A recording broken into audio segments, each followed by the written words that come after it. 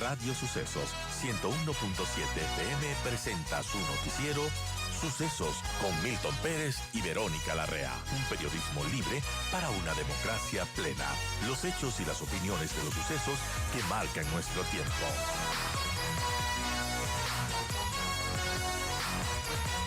Amigos, continuamos 7:22 y damos la bienvenida a nuestro invitado Darío Herrera, ex ministro de Transporte y Obras Públicas. Ahora mismo hay una emergencia, 8 vías se mantienen cerradas en nuestro país, al menos hasta la noche de ayer estaban las vías de Azuay, de Loja, de Morona Santiago, de Guayas, Napo y Sucumbíos, que están cerradas por emergencias debido a las lluvias intensas y también algunos trabajos que están en ejecución. Los bloqueos se mantienen en estas provincias, Azuay, Loja, Morona, Santiago, Guayas, Napo, Sucumbíos, debido a estas lluvias intensas de esta semana, pero también hay puntos bloqueados por trabajos de arreglos de vías.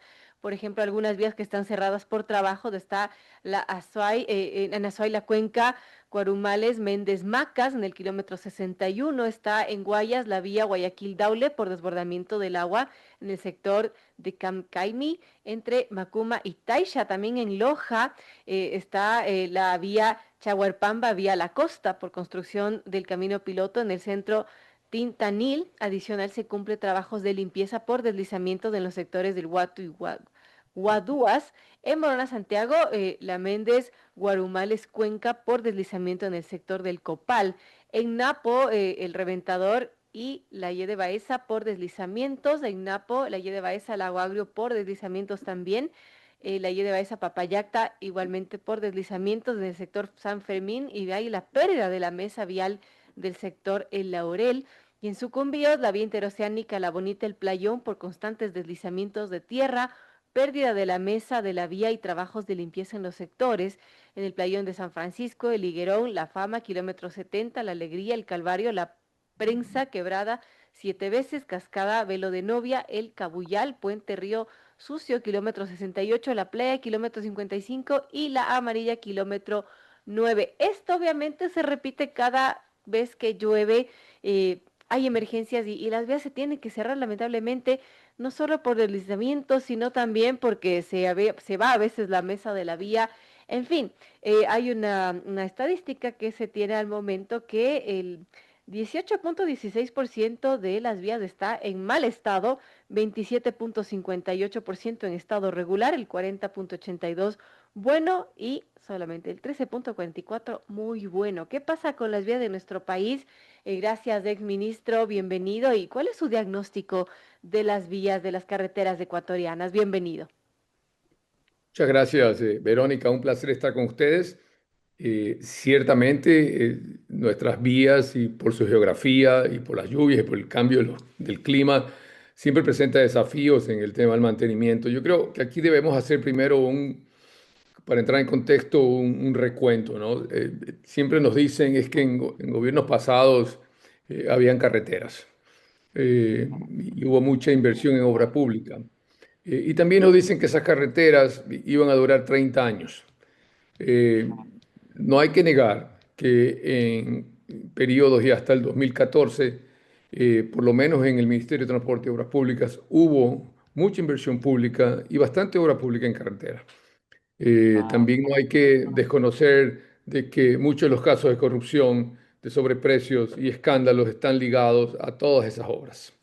Pero luego, a partir del año 2015, me parece, y nuevamente el momento que ya nos farreamos toda la caja y se nos acabó la tarjeta de crédito, simplemente no ha existido dinero ni siquiera para poder tener un mantenimiento adecuado de todo eso que usted está indicando tan detalladamente existe en el país en necesidad vial. Y aquí viene un grave problema, no lo digo yo, lo dice el Banco Mundial. Si usted no invierte $1 en mantenimiento vial, supone que en 5 años usted va a invertir $5 en una reparación y hasta $25 en 10 años en una rehabilitación total en el caso de que se deje las vías sin el mantenimiento adecuado. Es El mucho más costoso no mantenimiento hacer mantenimiento que hacerlo a tiempo, ¿no?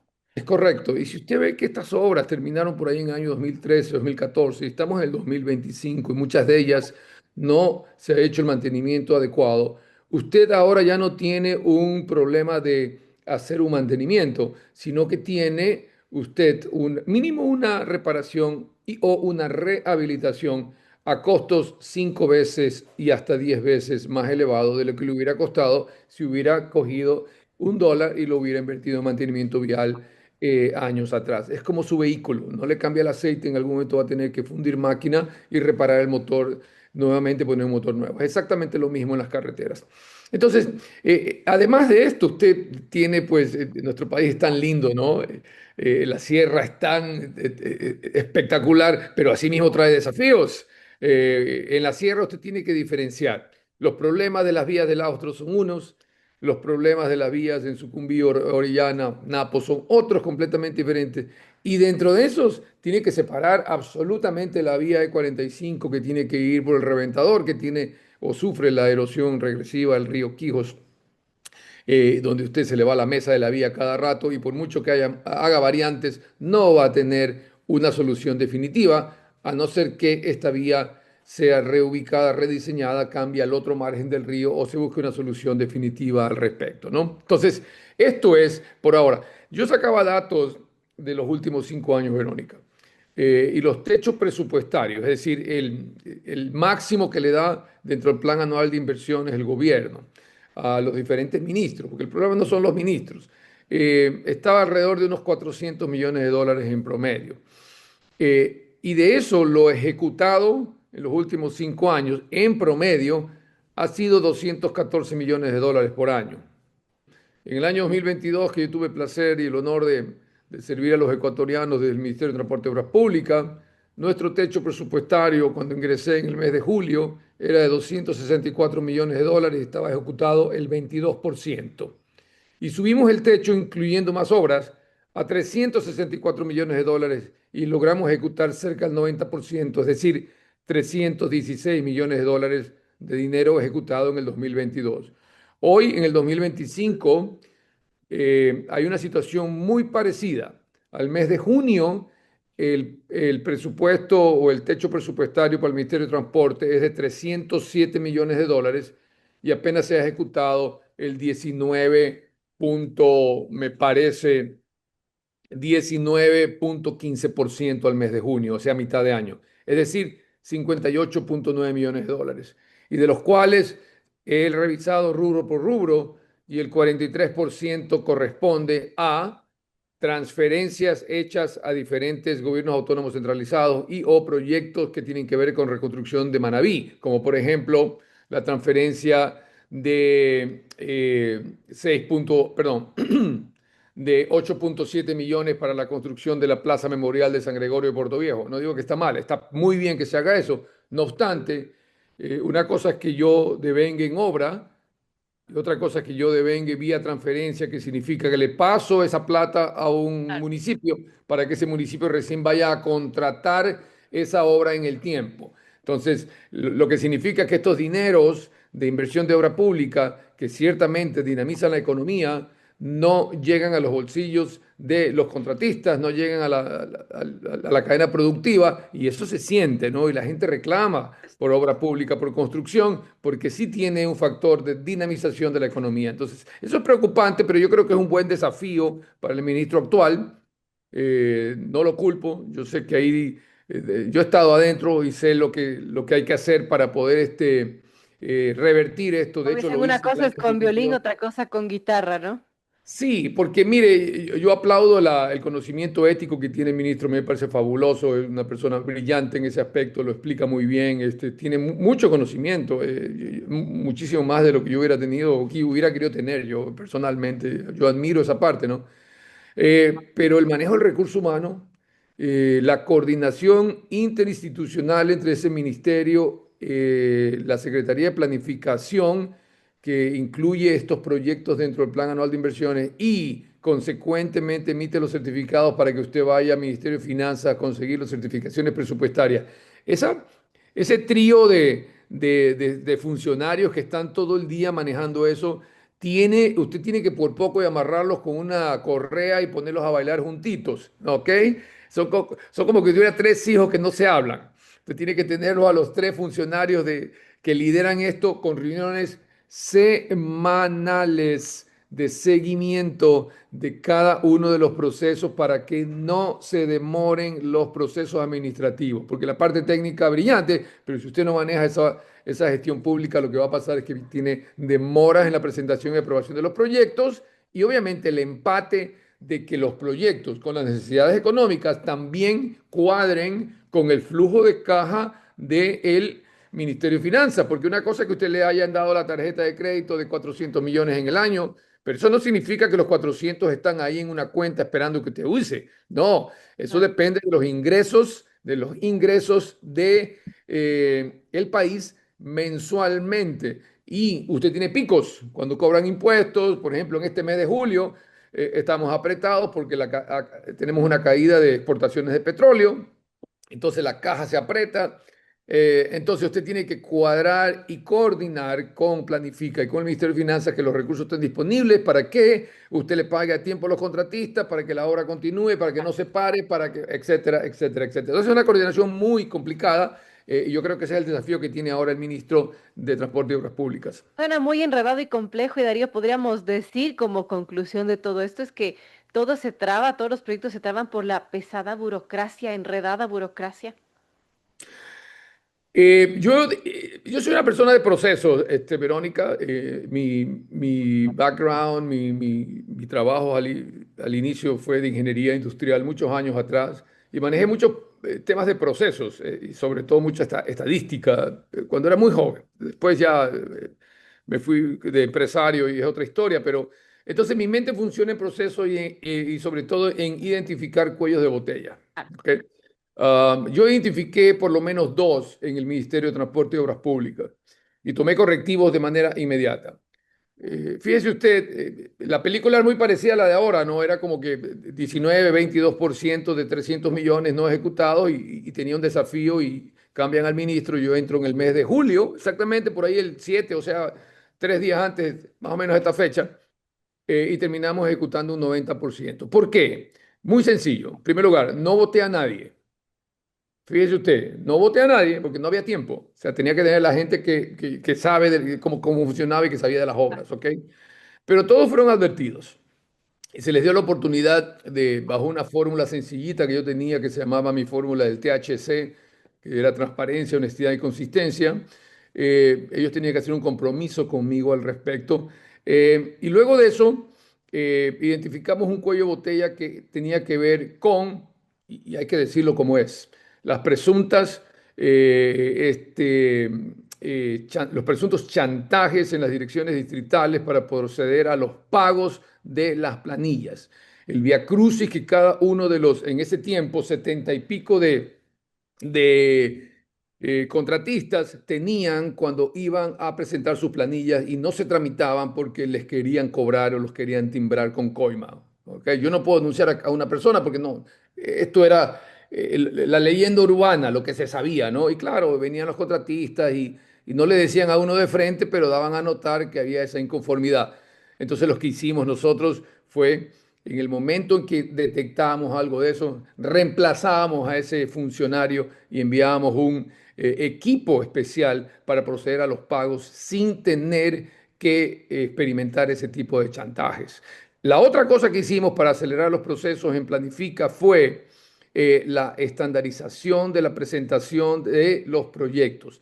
Cada una de las distritales en cada una de las provincias y las 8 zonales emitían o hacían sus proyectos de inversión a Planifica con un formato diferente. Entonces Planifica, que chequeaba y incluía, decía, no, esto está mal, regrese, y el regrese es un mes más de trabajo, y dijimos, no, no, esto no puede funcionar así, entonces estandarizamos nosotros eso. Es más, traíamos a los funcionarios a la planta central en Quito y los metíamos en unas salas de reuniones y con PowerPoint y con proyector en mano tenían que trabajar en los proyectos en el día y no salían hasta que no terminen. ¿Ok? Estandarizados. ¿Ok?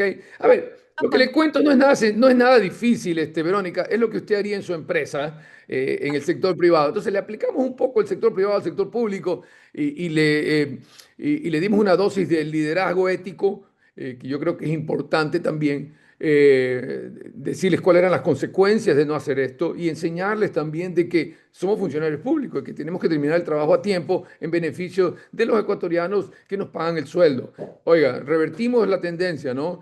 No creo que haya sido perfecto, pero los resultados están ahí. Ha sido la mayor ejecución presupuestaria en los últimos 8 años. Y la data y los datos están ahí, ¿no es cierto? Entonces, yo creo que ese es el desafío y yo creo que el ministro Luque, que tiene gran capacidad técnica, debería evaluar ese equipo que tiene de gente muy cercana, que es la gente que hace el trabajo el día a día y que supervisa en efecto cascada a estos distritales y a estos zonales y que los ponga a trabajar. Ya es hora, ¿no? Un buen consejo, que los ponga a trabajar. Y también este tema que usted menciona, Darío, que ha estandarizado ciertos procesos, ciertos formatos, eso no sé si es que continúa o no, o cada vez que viene un nuevo ministro, un nuevo equipo es borrón y cuenta nueva y se vuelve a inventar el agua tibia. ¿Cómo funciona? Los seres humanos nos encanta ahorrar energía. Buscamos hacerlo más fácil. Y si nadie me lo exige, yo vuelvo a mi estado de energía mínimo. ¿Ok? Seguramente no lo están haciendo, no lo sé. Pensaría de que él, el ministro, como persona técnica, tiene control de eso y está encima. ¿Ok? Pero igual, tiene que hacerlo, tiene que estar encima de las personas. Y aquí ahora hay otro tema, ¿no? Usted puede tener todos los documentos estandarizados, todo listo, todo perfecto y de su lado haber cumplido. Pero si usted no tiene una buena relación con Planifica o con los funcionarios de Planifica, tampoco tiene la pelea ganada. Y si usted tiene a alguien que bien en Planifica, pero en cambio no tiene el engranaje en el Ministerio de Finanzas, tampoco va a lograr coordinar estos proyectos. Yo me acuerdo, me reunía con Jairón Merchan de Planifica de manera directa cada semana por lo menos al inicio, y después de eso ya dejé encargado al viceministro de transporte y de vez en cuando me pasaba por esas reuniones para chequear cómo estaba la cosa, ¿no? Pero con Jairón, por ejemplo, en Planifica, trabajamos de manera estupenda. Y en el lado de finanzas, con el viceministro Lemus, teníamos esa trilogía, ¿no? Era Jairón, Lemus, Darío Herrera y o mi viceministro, un chat de ejecución con ellos para estar en contacto. Yo sabía cada detalle de cada proceso y cuando se necesitaba una llamadita a alguien más, ahí estaba yo llamando y molestando, ¿no? Y otra cosa importante, Verónica, hay un mito sobre este tema del Ministerio de Finanzas. Yo me acuerdo haber llegado alguna vez a una reunión y habían 17 funcionarios del Ministerio de Finanzas y yo llegué con el viceministro, los dos solitos, ¿no? Y yo vi tanta gente y dije, wow, qué chévere, ¿no? Pero claro, veo una burocracia tan abultada y yo lo único que les supe decir a ellos, les dije, señores, ustedes son como el departamento de finanzas y de tesorería de una empresa. Yo soy el que estoy haciendo las obras y yo soy el que responde ante el presidente de la República. Consecuentemente, ustedes trabajan para mí, todos. Porque aquí era como que, qué miedo el Ministerio de Finanzas, hay que ir allá a rogar y a pedir. Y no, no, no, no, no, no, no. Se acabó, les dije. Aquí no hay, yo no les voy a tener miedo a ustedes. Ustedes, cuando yo presente y tenga los papeles y tenga todo listo, yo cumplo mi lado, ustedes me aflojan la plata. Porque si no, yo soy el que me pelo la cara con el presidente de la República. Y punto. No, guerra avisada no mata gente, Verónica. Bueno, importante ese consejo para el ministro de Obras Públicas. Gracias a Darío Herrera, quien fue ministro de Transporte y Obras Públicas. Hemos hablado acerca del estado de las vías de nuestro país y lo que se debería hacer también para agilitar ciertos procesos y para que, bueno, las vías puedan seguir su mantenimiento y se pueda, bueno, tener mejores condiciones, por supuesto. Gracias, Darío Herrera, por acompañarnos. A su orden, Verónica. Que pase bien.